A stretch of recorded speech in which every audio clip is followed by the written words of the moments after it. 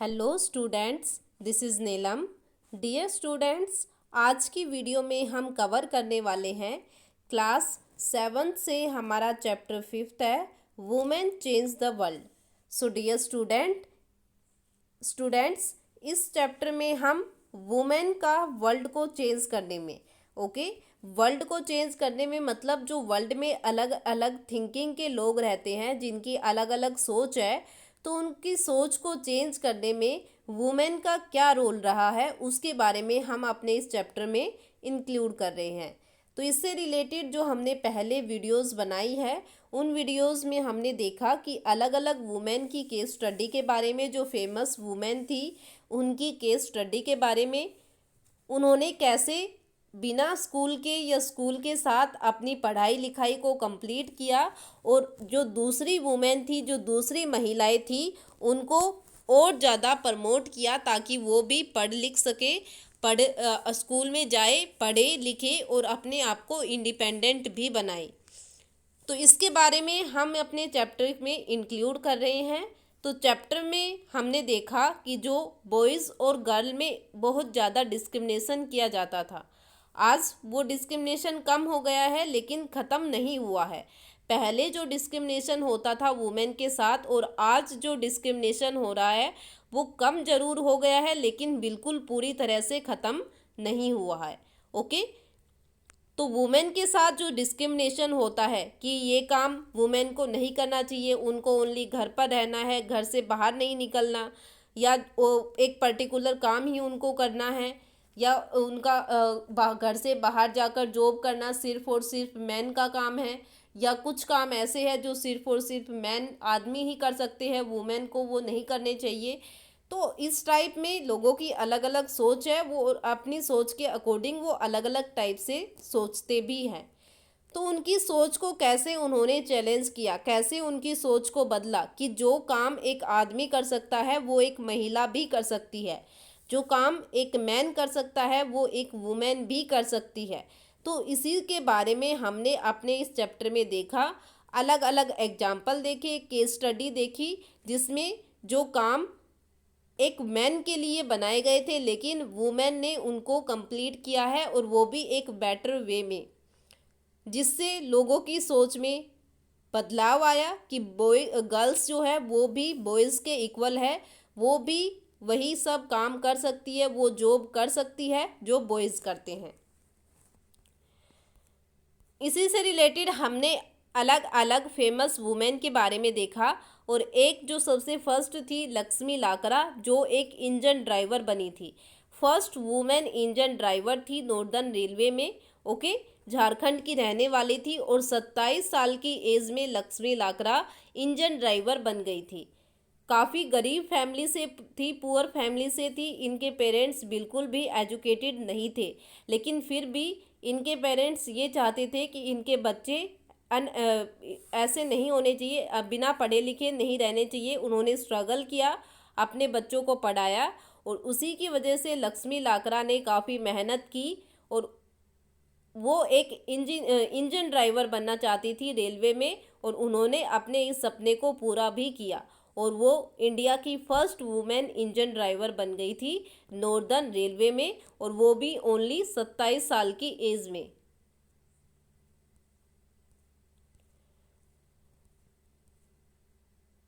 उसके बाद हमने एक और केस स्टडी देखी, जिसमें हमने रामाबाई के बारे में देखा। रामाबाई कौन थी? रामाबाई एक ऐसी लेडी थी, एक ऐसी वुमेन थी जिन्होंने घर पर ही रहकर, वो स्कूल नहीं गई थी कभी भी, घर पर ही रहकर उन्होंने पढ़ना लिखना सीखा था अपने पेरेंट्स से। वो संस्कृत पढ़ना लिखना जानती थी, इसकी वजह से उनको एक टाइटल दिया गया था पंडिता का। ओके, पंडिता का टाइटल उनको दिया गया, और उस टाइम में ये टाइटल किसी को नहीं मिलता था, किसी वुमेन को नहीं मिलता था। तो रामाबाई को जब ये टाइटल मिला, रामाबाई पंडिता, ओके, तो उन्होंने सोचा कि क्यों ना मेरे पास जो नॉलेज है वो मैं कंट्री की बाकी जो वुमेन है उनके लिए भी, उनको भी बताऊं कि कैसे वो भी बिना स्कूल जाए पढ़ लिख सकती है। तो उन्होंने अपना मिशन स्टार्ट किया खेड़ा गांव में, पुणे में 1998 में। ठीक है, वहाँ पर जो विडो और जो पुअर वुमेन थी उनको बताया कि वो कैसे खुद को लिटरेट कर सकती है और इंडिपेंडेंट बना सकती है। उनकी स्किल का यूज़ करके वो खुद को और ज़्यादा डेवलप्ड कर सकती है।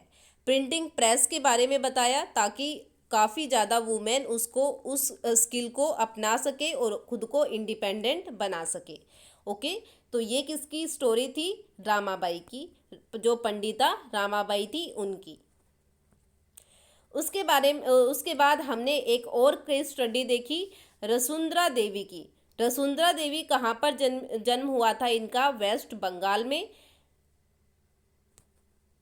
इन्होंने अपनी ऑटोबायोग्राफी लिखी थी, मतलब पहली वुमेन, इंडियन वुमेन थी जिन्होंने अपनी ऑटोबायोग्राफी खुद लिखी थी।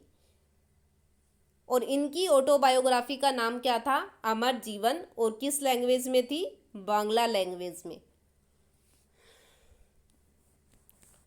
पहले ये खुद बिल्कुल नेगेटिव थिंकिंग रखती थी वुमेन एजुकेशन से रिलेटेड, लेकिन बाद में इन्होंने खुद सीक्रेटली छुप छुप के पढ़ना लिखना सीखा, वो भी घर पे रह के। और उसके बाद फिर उन्होंने अपनी खुद जो दूसरी वुमेन थी उनको सपोर्ट करने के लिए, उनको वुमेन एजुकेशन की इम्पोर्टेंस बताने के लिए खुद पढ़ना लिखना सीखा, खुद अपनी ऑटोबायोग्राफी लिखी, जिसको अलग अलग महिलाओं ने पढ़ा और वो उनसे काफ़ी ज़्यादा मोटिवेट भी हुई। और वो सभी महिलाएं भी वसुंधरा देवी की तरह उन्होंने भी पढ़ना लिखना स्टार्ट किया और खुद को इंडिपेंडेंट भी बनाया। उसके बाद हमने एक और केस स्टडी देखी रुकैया शेखावत हुसैन की, जिन्होंने अपने ड्रीम लेडी लैंड के बारे में बताया। लेडी लैंड एक ऐसी जगह थी जहाँ पर वुमेन को हर टाइप की फ्रीडम मिली हुई थी, हर एक काम करने की फ्रीडम उनको मिली हुई थी। स्टडी हो, वर्क हो या कोई इन्वेंशन हो, हर चीज़ में उनको मैन के साथ इक्वली रखा जाता था। ओके, तो उनका ये ड्रीम था, उन्होंने ये सपना देखा था कि लेडी लैंड एक ऐसी जगह थी जहाँ पर वुमेन ज़्यादा पावरफुल थी और मैन कम पावरफुल थे। मैन के पास ओनली फिजिकल पावर होती थी, वो भी बहुत कम, और वुमेन के पास उनकी ब्रेन पावर होती थी, मेंटलिटी पावर होती थी, जिसकी वजह से वो हमेशा मैन से आगे होती थी। लेकिन लेडी लैंड उनका सपना था और इस सपने को उन्होंने पूरा भी किया। ओके, और जो उन्होंने पढ़ना लिखना सीखा, पहले खुद पढ़ना लिखना सीखा और उसके बाद जो दूसरी वुमेन थी उनको भी सपोर्ट किया, उनको भी मोटिवेट किया कि वो भी पढ़ लिख कर अपनी लाइफ अपने तरीके से जी सकती है, जैसे उन्होंने लेडी लैंड में देखी थी। और इसी के लिए उन्होंने 1910 में एक स्कूल स्टार्ट किया था। किसके लिए? गर्ल्स के लिए। कहाँ पर? कोलकाता में। और आज भी वो स्कूल चल रहा है, उसमें एजुकेशन दी जाती है गर्ल्स को। तो ये थी रुकैया शेखावत हुसैन के बारे में स्टोरी। उसके बाद हमने देखा था स्कूलिंग एंड एजुकेशन टुडे। आज के टाइम में जो सेंसस हुई उसके अकॉर्डिंग क्या डाटा हमारी कंट्री की लिटरेसी रेट का सामने निकल कर आता है। तो ये देखा जाता है कि पहले क्या होता था कि बॉयज़ जो थे उनको ज़्यादा प्रेफरेंस दी जाती थी एजुकेशन के लिए, और गर्ल्स को कम प्रेफरेंस दी जाती थी। काफ़ी गर्ल्स तो ऐसी होती थी जो प्राइमरी क्लासेस तो अपनी कंप्लीट करती, लेकिन एलिमेंट्री और सेकेंडरी क्लासेस तक वो सब स्कूल छोड़ देती थी, वो सब स्कूल से हट जाती थी। ओके, और जो मुस्लिम लड़कियां होती थी, जो आदिवासी गर्ल्स थी, उनके साथ तो ये ज़्यादा प्रॉब्लम थी कि वो अपनी स्कूलिंग कंप्लीट नहीं कर पाती थी। उससे पहले ही या तो उनका स्कूल छुड़वा दिया जाता था या उनकी शादी कर दी जाती थी। उनको स्कूल में या एजुकेशन से रिलेटेड उनके ऊपर फोकस नहीं किया जाता था।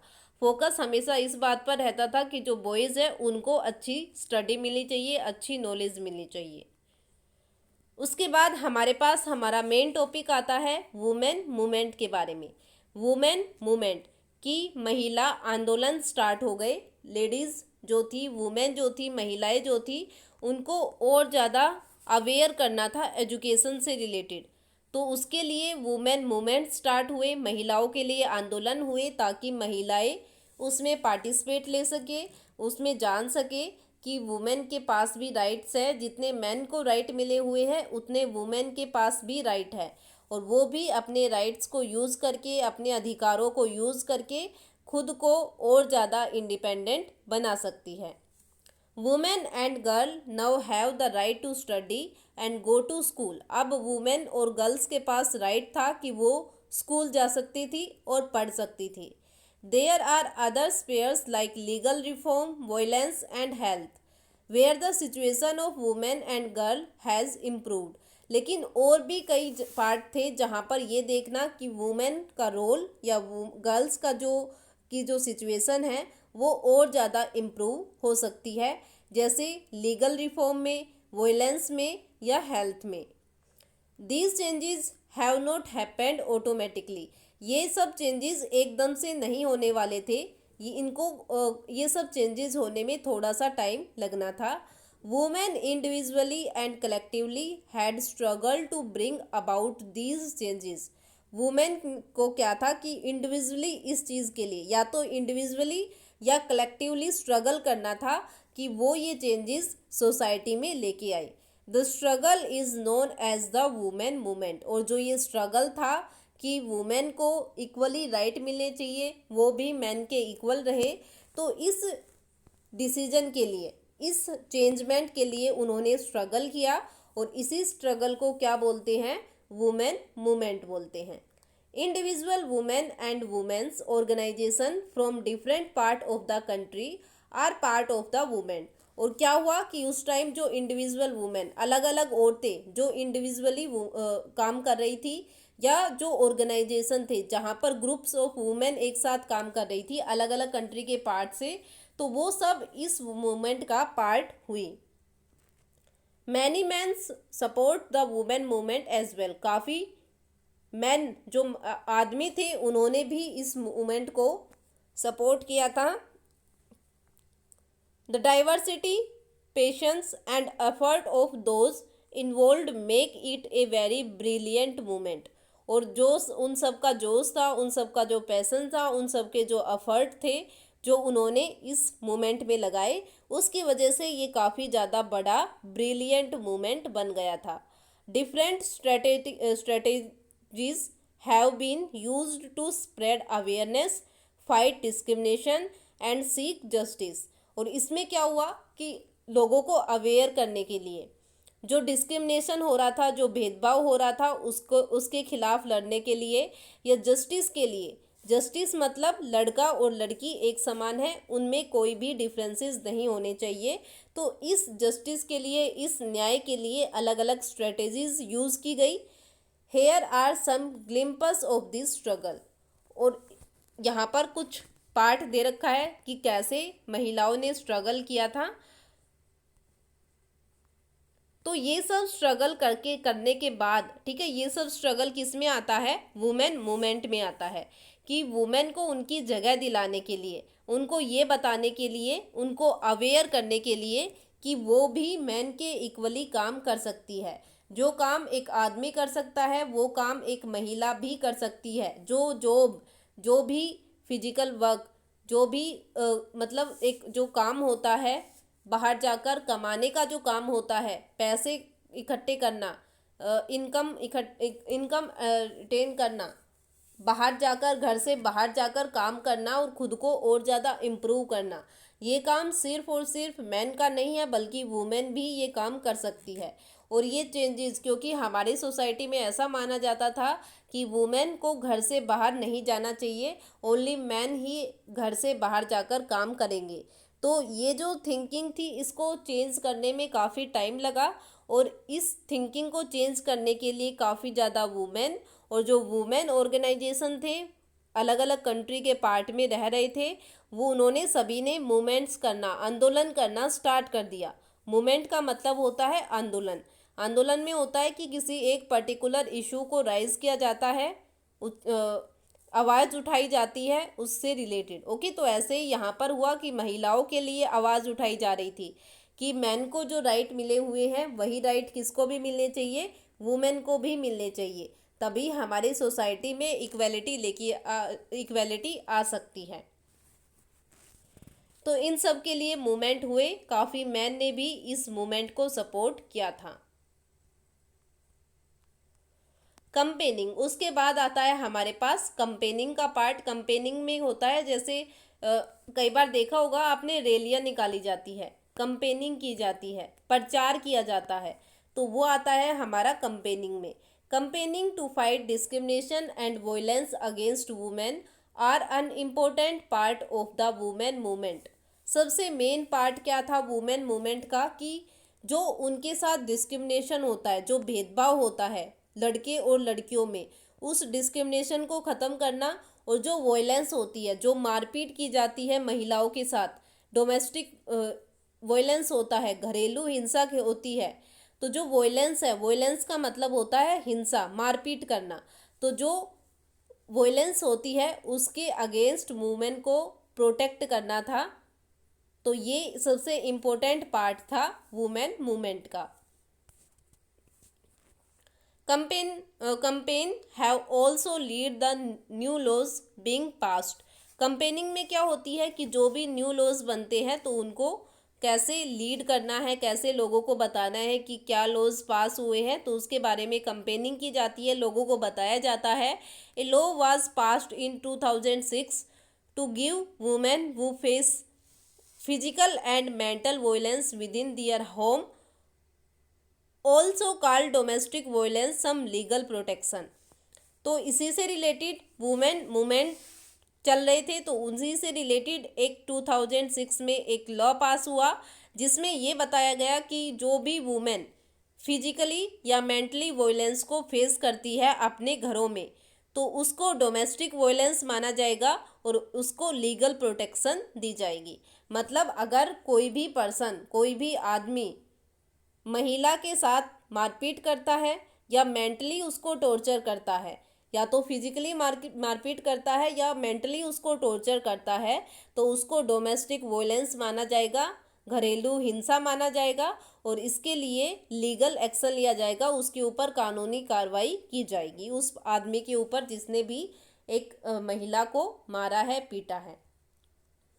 Similarly, effort made by the women movement lead the Supreme Court in formulating guidelines in 1997 to protect women against sexual harassment at the workplace and within educational institution।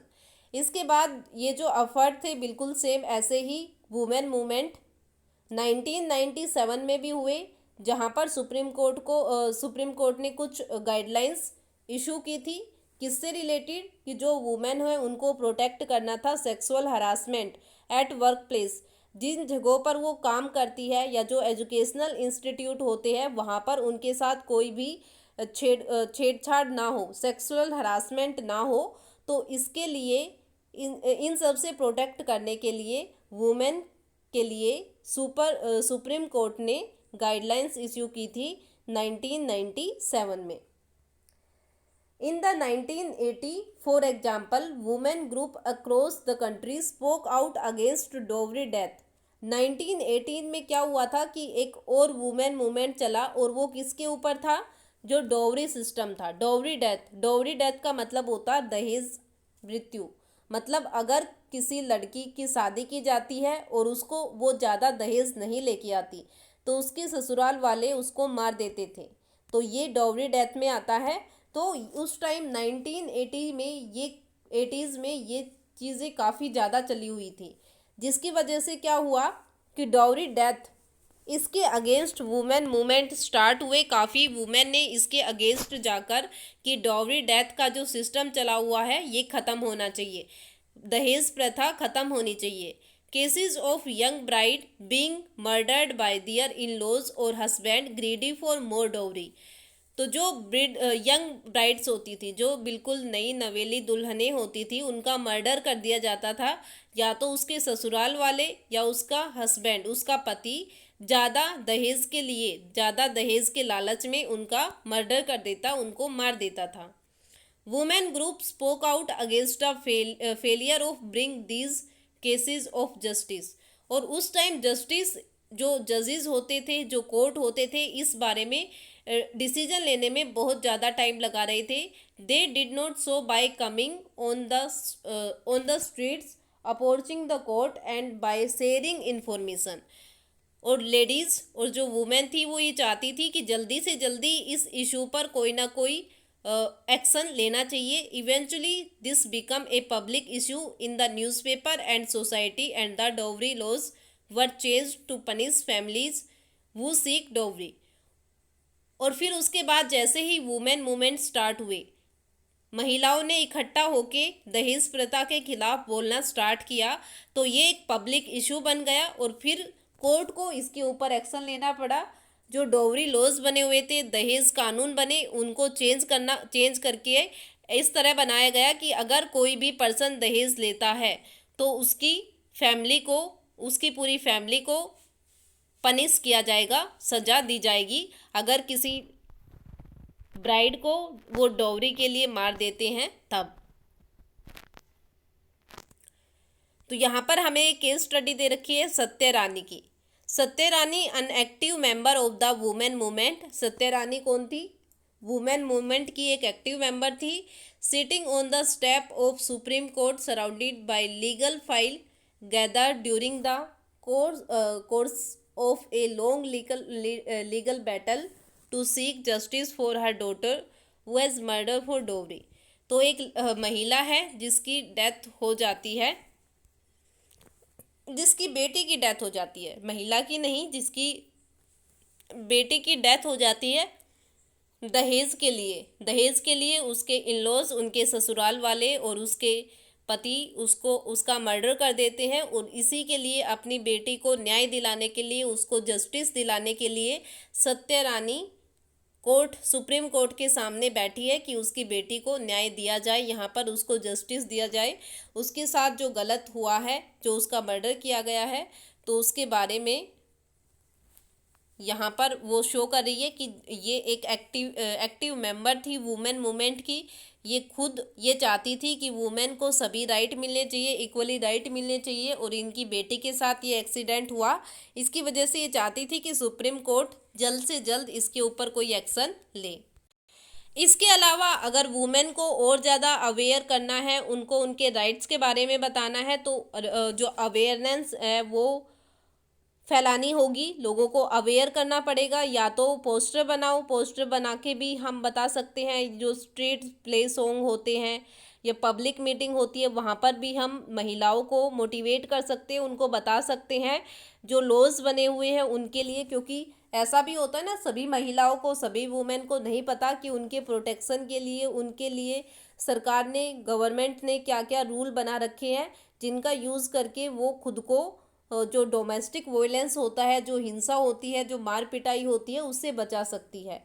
Rallies निकाल के हम बता सकते हैं लेडीज़ को कि उनको क्या क्या राइट्स मिले हुए हैं, क्या लॉज, क्या पॉलिसी उनके लिए आई हुई है. शोइंग सोलिडरिटी मतलब अगर कोई इंसिडेंट होता है महिलाओं के साथ, तो सभी उसके लिए एक साथ सामने आए और बताए कि ये गलत हुआ है, और कोई भी वुमेन इसके साथ नहीं है, सभी उसके अगेंस्ट है, और उसके लिए कोई गवर्नमेंट को कोई ना कोई एक्शन उसके लिए लेना पड़ेगा. तो ये था हमारा चैप्टर जिसमें हमने वुमेन मूवमेंट्स के बारे में देखा, और जो कंपेनिंग होती है कि कैसे महिलाओं को अवेयर करना है, कैसे सोसाइटी को अवेयर करना है, उसके बारे में देखा. तो ये था हमारा आज का टॉपिक. तो आई होप जो आज का टॉपिक हमारा हुआ है वो आपको अच्छे से समझ आ गया होगा. इस टॉपिक को आप एक बार दोबारा से अपनी बुक से पढ़ोगे अच्छे से. अगर कोई बात समझ नहीं आती तो वो आप मेरे साथ डिस्कस कर सकते हो. Thank you.